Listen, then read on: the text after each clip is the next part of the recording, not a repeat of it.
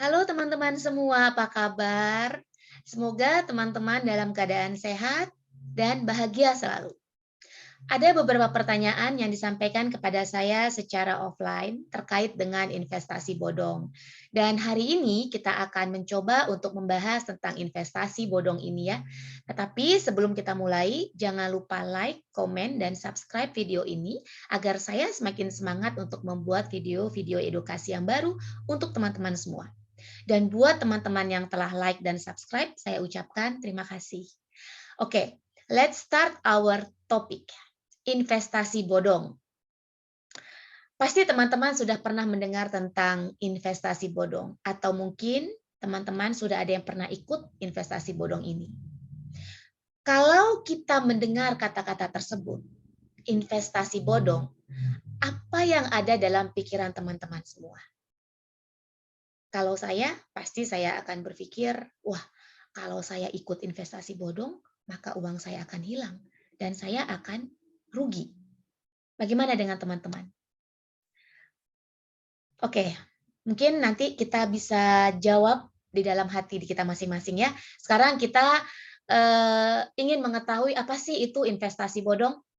Investasi bodong sendiri merupakan investasi di mana teman-teman akan diminta sejumlah uang untuk menanamkan modal dalam produk atau bisnis yang sesungguhnya tidak pernah ada. Dan akhirnya uang kita pun akan hilang dibawa kabur. Investasi bodong banyak sekali terjadi di masyarakat. Dari tahun ke tahun berkembang dengan sistem yang sebenarnya hampir sama. Dan selalu banyak korban yang menderita kerugian. Miris ya. Tetapi muncul pertanyaan dalam benak saya.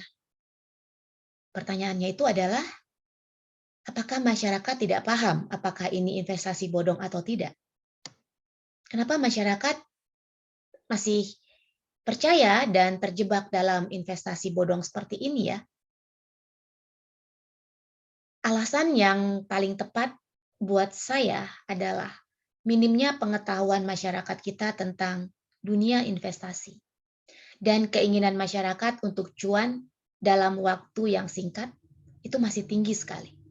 Padahal investasi itu adalah sebuah proses, bukan terjadi secara instan. Tidak ada investasi yang legal berani memberikan keuntungan dalam jumlah yang banyak dalam waktu yang sangat singkat. Contoh, saya ikut investasi dari tahun 2004. Saya sudah mulai investasi dari tahun 2004. Dan saya mulai investasi pasar saham dari 2014. Saya ingat saham pertama yang saya beli adalah saham BBRI, saham Bank Rakyat Indonesia. Waktu itu sahamnya masih di kisaran harga 3 ribuan. Dan saat ini harganya sudah mencapai 4 ribuan.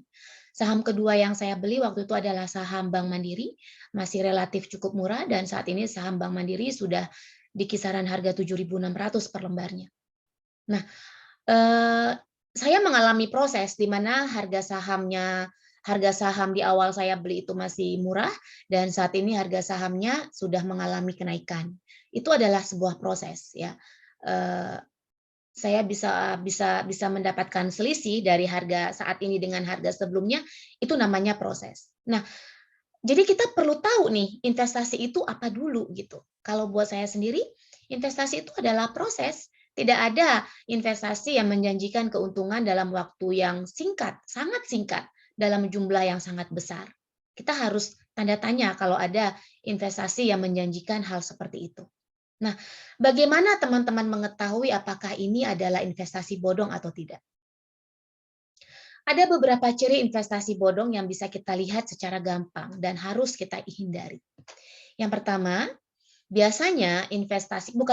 pada umumnya investasi bodong itu tidak memiliki legalitas dari OJK, Otoritas Jasa Keuangan.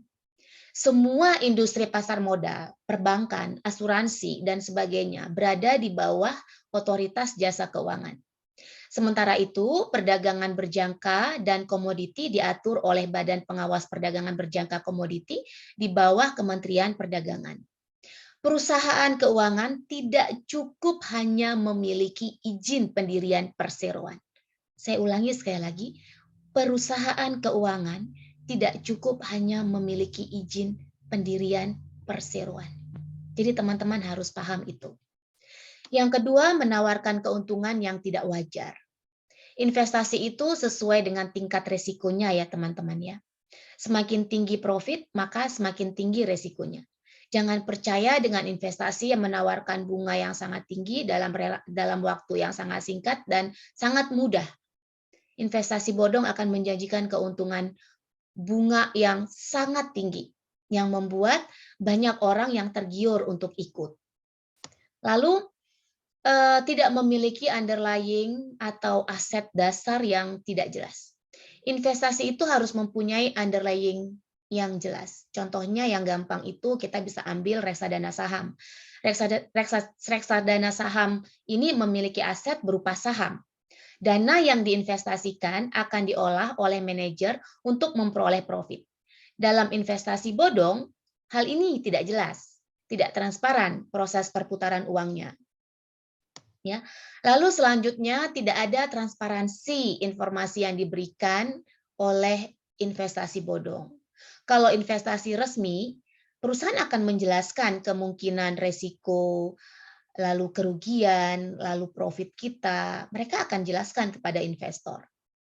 Karena kalau kita bicara investasi, kita tidak akan melulu mengalami keuntungan. Kadang-kadang kita akan mengalami kerugian. Saat ini saya mengalami kerugian untuk investasi saya yang di Amerika. Saya mulai bermain saham di Amerika dari tahun 2021. Ya, saya mulai membeli beberapa saham di Amerika. Saham pertama yang saya beli adalah saham Chevron karena saya bekerja lama di Chevron, jadi saya beli saham Chevron. Lalu saya juga beli beberapa saham di Amerika, misalnya seperti Visa.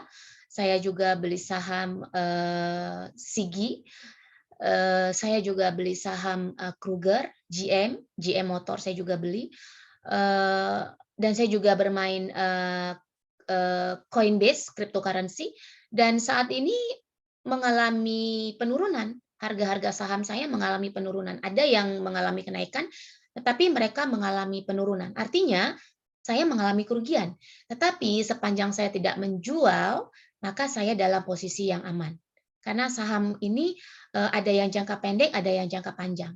Seperti itu. Jadi ada yang saya perlakukan sebagai investasi jangka panjang, ada juga saham yang saya perlakukan sebagai investasi jangka pendek. Jadi saya trader. Jadi saya sebagai seorang investor, tetapi saya juga sebagai seorang trader. Seperti itu. Nanti kita akan bahas ya saham-saham apa yang bagus untuk jangka panjang dan saham-saham apa yang bagus untuk kita mainkan sebagai seorang trader. Nah, jadi kalau kita bicara investasi, kita nggak cuma bicara mengenai profit, tapi kita juga bicara mengenai kerugian, resiko yang akan kita terima. Seperti tadi yang saya ucapkan di awal, kalau kita ingin mendapatkan keuntungan yang besar, maka resikonya juga akan besar.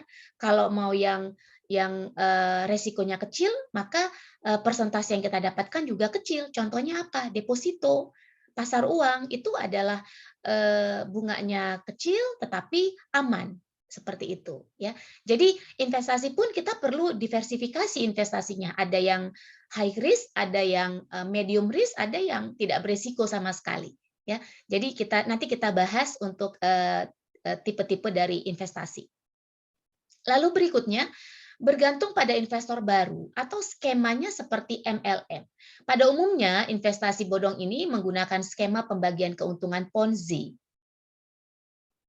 Teman-teman pernah mendengar apa itu skema keuntungan Ponzi? Nah, saya jelaskan sedikit ya.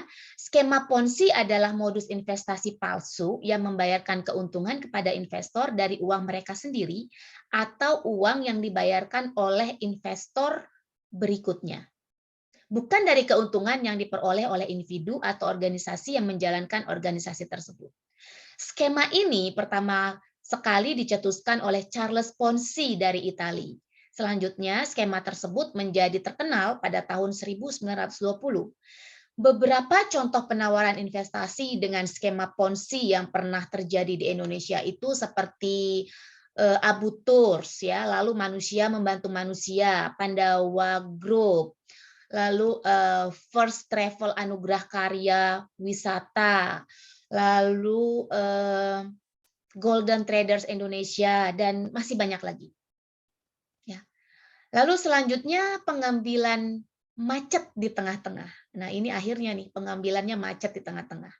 Akhirnya para investor akan kesulitan dalam mengambil dana mereka karena uang mereka memang tidak dikelola dengan baik oleh perusahaan investasi tersebut. Pada saat investor ingin menarik dana mereka, biasanya malah diiming-imingi bunga yang lebih tinggi lagi. Pada akhirnya dana investor akan hilang tanpa ada yang kembali. Alhasil alih-alih mendapatkan keuntungan besar, masyarakat justru menderita kerugian finansial karena menjadi korban penipuan. Tanpa disadari, masyarakat terjebak dalam iming-iming yang menerapkan skema Ponzi. Agar tidak terjebak dalam modus investasi tersebut, masyarakat harus memiliki kecermatan dalam mencari informasi tentang investasi dan teliti dalam memilih jenis serta perusahaan investasi yang akan mereka ikuti. Kebanyakan masyarakat kita itu tergiur dengan investasi yang menjanjikan tingkat pengembalian atau bagi hasil yang tinggi, tanpa menyelidiki lebih dahulu kredibilitas dan legalitas dari perusahaan tersebut. Teman-teman dapat menghindari investasi bodong dengan beberapa cara, misalnya melakukan riset sebelum berinvestasi. Ya, lalu jangan segan bertanya kepada orang yang lebih paham tentang investasi. Jangan kita malu bertanya, jadi sesat di jalan nanti teman-teman ya. Nah, lalu periksa legalitas perusahaan tersebut dengan cek ke OJK. Bagaimana cara untuk kita mengecek ke OJK? Kita bisa menghubungi di nomor 1500655 atau email ke mereka. Nanti saya tuliskan di deskripsi nomor telepon dan email mereka. Lalu setelah itu yang paling penting adalah kita jangan gelap mata. Ya. Saat mendapat tawaran profit segunung, kita langsung gelap mata.